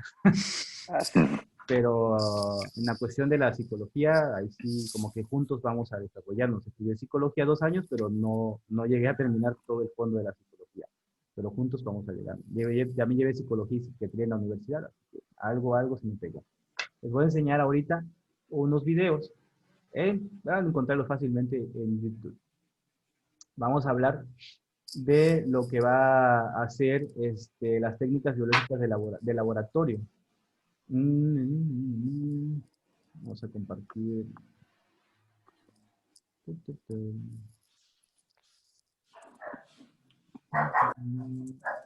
están viendo aquí en YouTube, ¿verdad? ¿Ven la pantalla en grandota? ¿Ya? Sí, ya. Ok. ¿Escuchan? ¿De casualidad escuchan? ¿O solo ven? Solo se ve. Solo Solo se se ve. ve. Ok. Les voy a ir explicando.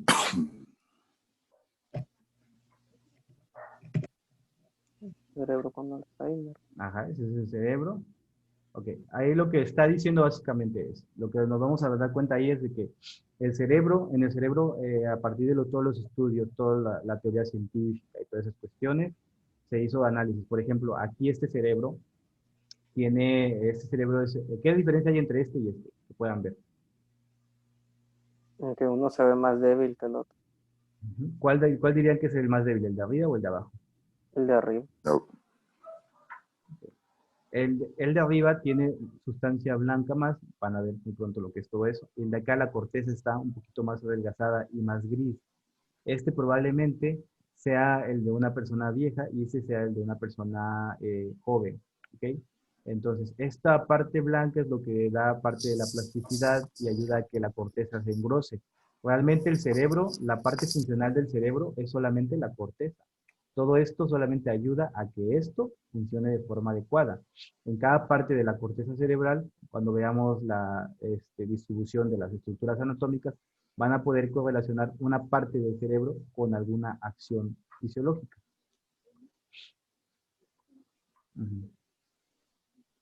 Bueno, por ejemplo, aquí pueden ver también lo que es lo que yo les hablaba, ¿no? De la glándula pituitaria, del tálamo, del hipotálamo, todas esas cuestiones.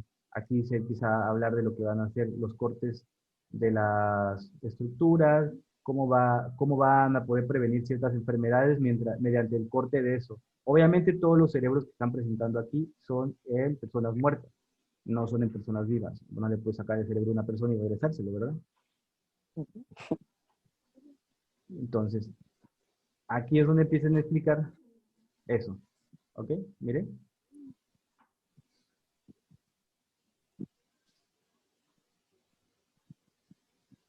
Ahí lo que están haciendo básicamente es hacer una lesión en el cerebro del ratón. Si ustedes vieron, le abren literalmente la cabeza y ya sea que le inyecten alguna sustancia, le hagan algún estímulo eléctrico que dañe una parte del ratón, y en base a eso van a observar cuál es la conducta. Si se dan cuenta aquí, están cortando a la neurona, y al cortar la neurona están interrumpiendo la sinapsis.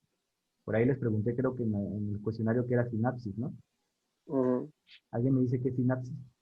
¿Que se acuerda? ¿Alguien investigó? Sí, es investigar. Toca, toca.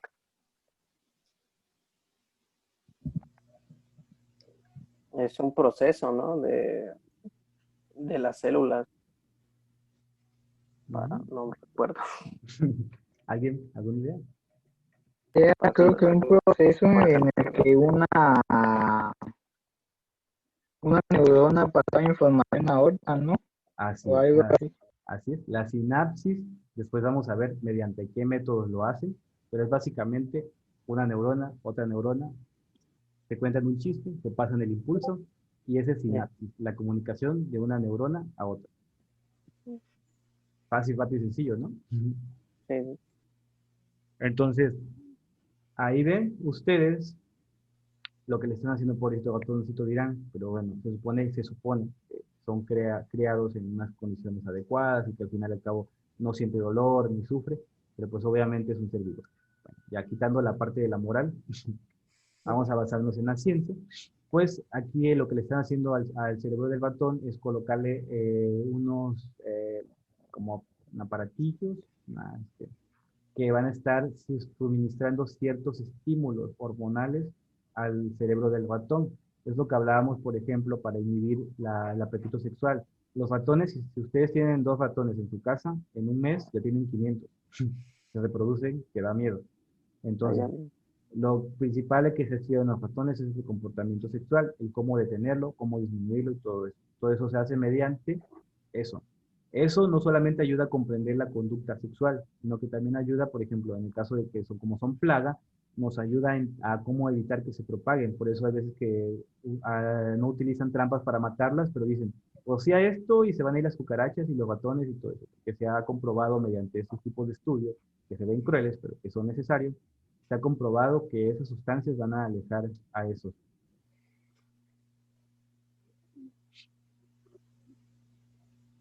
Ok, esto que están viendo ustedes acá, todo esto, aparato, es el estereotaxímetro. ¿Qué es, chingados, es eso? El estereotaxímetro es, por decirlo así, ¿cómo decirlo? Como un taladrito, algo que nos va a poder ayudar a identificar una parte exacta del cerebro. Hay veces que la diferencia entre una zona del cerebro, y más en el batón que es muy pequeño, entre que la parte que estimula el apetito y la parte que estimula la audición sexual va a ser milimétrica. Entonces, esa máquina es tan exacta que permite hacer eso.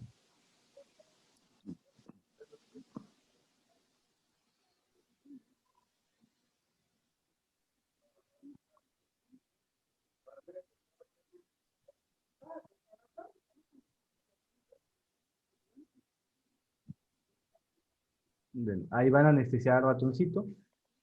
Esa es la forma que normalmente se utiliza. Colocan al ratón ahí en la cajita, sueltan un gas y el ratón se duerme. Básicamente lo que hacen es evitar causarles dolor, más estrés y todo eso. ¿Sí ven? Ahí está totalmente dormido. Ya que está dormido, lo que van a hacer es la cirugía. ¿Ok? Primero obviamente tienen que cortar la piel, después abren el cráneo. Ahí está, el estereotáxico. Esto es el mapa cerebral. Si se dan cuenta, esta es la corteza del cerebro, está dividida por regiones. Cada región va a responder o va a ser encargada de un solo estímulo. Esto lo vamos a ver más adelante en el cerebro del humano. Así que, como les dije, la anatomía del cerebro es compleja, bastante compleja. Pero la trataré de hacer la más práctica posible. Una vez que tienes ambas cosas, ya puedes iniciar ahora sí que con la cirugía o con la experimentación.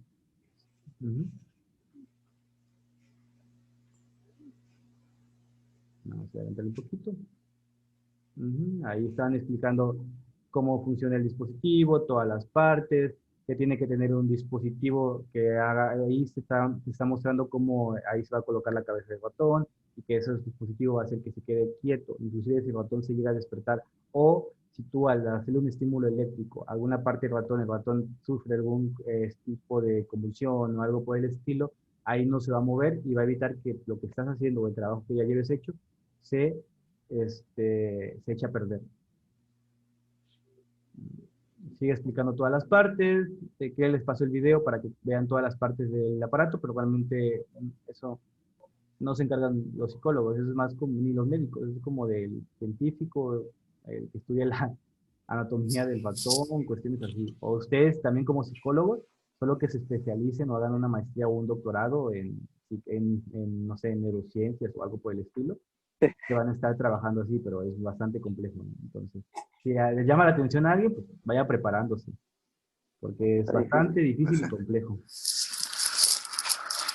Luego de esto, ok, ya está ahí, dice que básicamente ya que tienes todo graduado, aquí tienes que graduarlo, vas gradando a las distancias, y esto que está girando son como coordenadas. Si ustedes alguna vez han jugado algún jueguito donde tienen que atinarle algo, o sea, por ejemplo, en el de, ¿cómo se llama?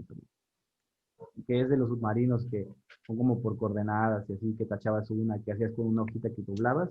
Aquí es lo mismo. Eso lo vas girando y te va a dar una coordenada específica. Te va a decir, estás en la coordenada, B3, o sea, algo así. Ajá, Battleship se llama. por decirlo así. Estás en la coordenada B3. Y ya ves tú en tu mapita y dices, ah, mi mapita del cerebro es la coordenada B3, es el sexto. Sí, ahí estoy, a huevo, ahí le voy a picar. Y ya, ahí ya haces la experimentación.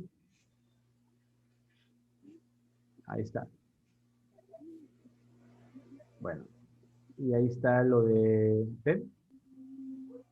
Ahí está explicando lo que va a ser el mapita del cerebro. En cada lámina o en cada dibujo van a encontrar la estructura del cerebro y que ahí van a poder hacer, donde tienen que hacer la cirugía, ¿no? Ya proceden a hacer la cirugía.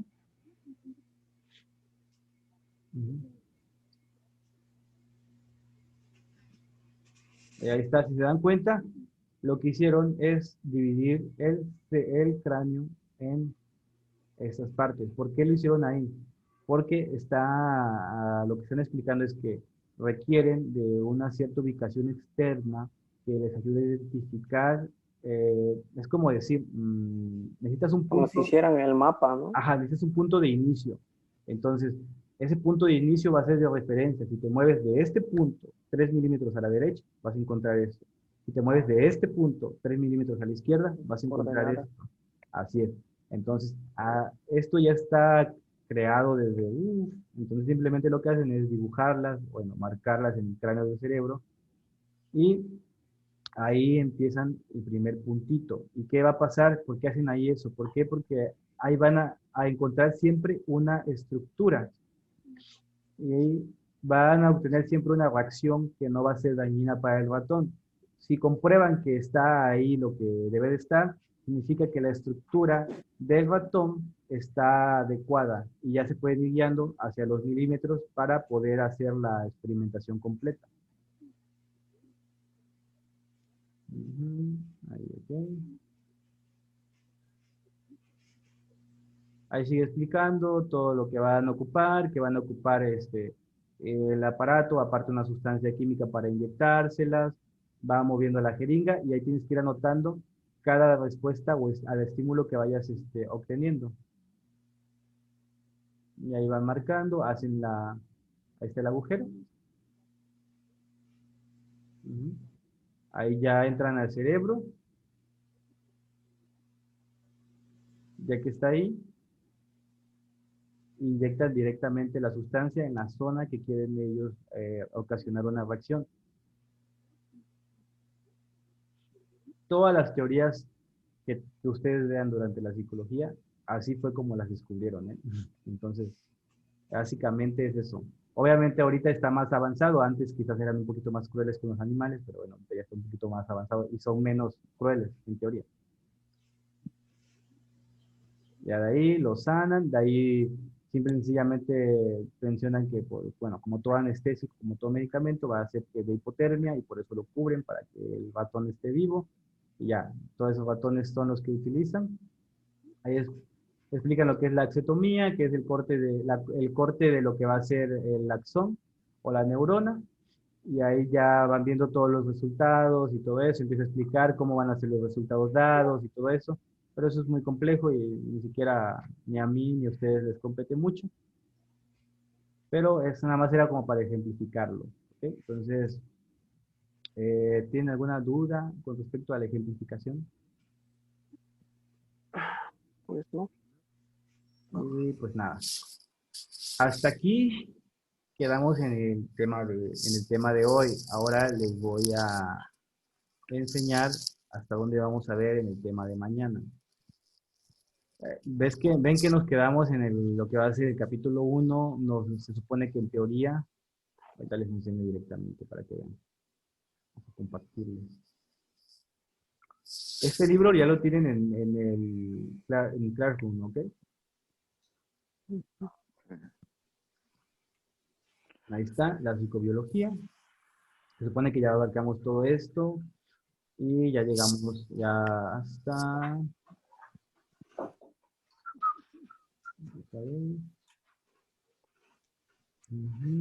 También, esto de la rata, hasta aquí, hasta el registro de la actividad neuronal, que es en la página 35, ¿ok? Entonces, el resto del capítulo es desde la página 35 hasta la página 44. Son 9 páginas. Bueno, esta imagen abarca una página, son 8. Entonces, yo creo que 8 son muy poquitas, ¿no? Podemos empezar un poquito con el siguiente capítulo, ¿les parece? ¿O tienen alguna otra clase? Pues, ¿Hoy tienen alguna otra clase? sí, pero creo que hasta 11:30, creo, ¿no? Sí, 11:30.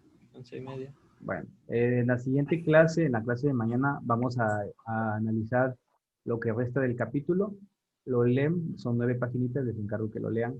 El siguiente tema, después de terminar de ver esto, es, ahorita les digo,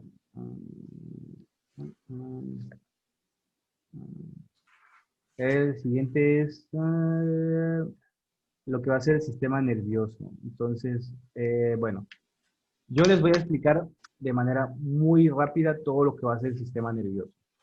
Ustedes, en ese caso, o sea, les voy a explicar como que cada parte que va a tener el sistema nervioso, cada parte que vamos a ir viendo, ya al ratito, yo creo que ya voy a tener el temario subido igual en Classroom, lo están checando. Ustedes solamente lean un poquito de eso, les voy a subir un artículo sobre la estructura del sistema nervioso, pero muy general, muy corto. Y el día de mañana yo les vuelvo a explicar todo eso. Y básicamente les voy a explicar todo el sistema nervioso, cómo está, cómo funciona, de manera muy abstracta. Y poco a poco en las siguientes clases vamos a ir ahondándolo, ya que hay una clase específica para neuronas, una clase específica para transmisión sináptica y así. Sé que ahorita no me entienden de qué hablo, pero pronto me van a entender. Sí, bueno. Con respecto a la clase, ¿algo que quieran preguntarme antes de terminar? Pues no, me pareció muy bueno. Bueno, espero que les haya gustado la clase y I like it. pues nada, bienvenidos a la carrera de psicología, espero que les agrade, espero que se sientan cómodos en la carrera. Es una carrera interesante, es dinámica y en lo personal yo creo que es una buena carrera y tiene un buen campo de trabajo. Entonces, no solamente como psicólogos, pueden trabajar como muchas cosas más. Entonces, escogieron una buena carrera, espero que la puedan continuar y pues espero que las clases les parezcan tan interesantes siempre como la de hoy. Y pues por mi parte va a ser todo, solamente vamos a asegurarnos por ahí que todos estemos pendientes. Vamos a ver, José Giovanni. Yo acá estoy. Ok. Isaac Flores. Bueno, Gente, aquí. ok. Juan Pablo González. Presente. Y Jesús Adrián. Presente. Dale, pues. Entonces todos estamos aquí. Siempre va a ser la dinámica, pues bueno, por la cuestión de que no los estoy viendo, no sé si realmente están poniendo atención o no. Entonces siempre la dinámica va a ser así. Igual el día de mañana, sobre las 9 paginitas que ahí les encargué de leer, les voy a estar haciendo algunas preguntas directas a ustedes. Ya la participación como tal va a tener un porcentaje y a partir de mañana ya vamos a estar contando la participación. Y ya mañana ya les voy a traer cómo los voy a evaluar, en qué porcentaje cada cosa y qué trabajos deben de entregar para que se vayan preparando. Y por el momento, yo creo que es todo en la clase. Entonces, si ya no tienen ninguna duda, se pueden ir retirando. Está bien. Gracias. Gracias, hasta Gracias, luego. profe. Hasta mañana, mañana igual a las 9. Sí, hasta luego.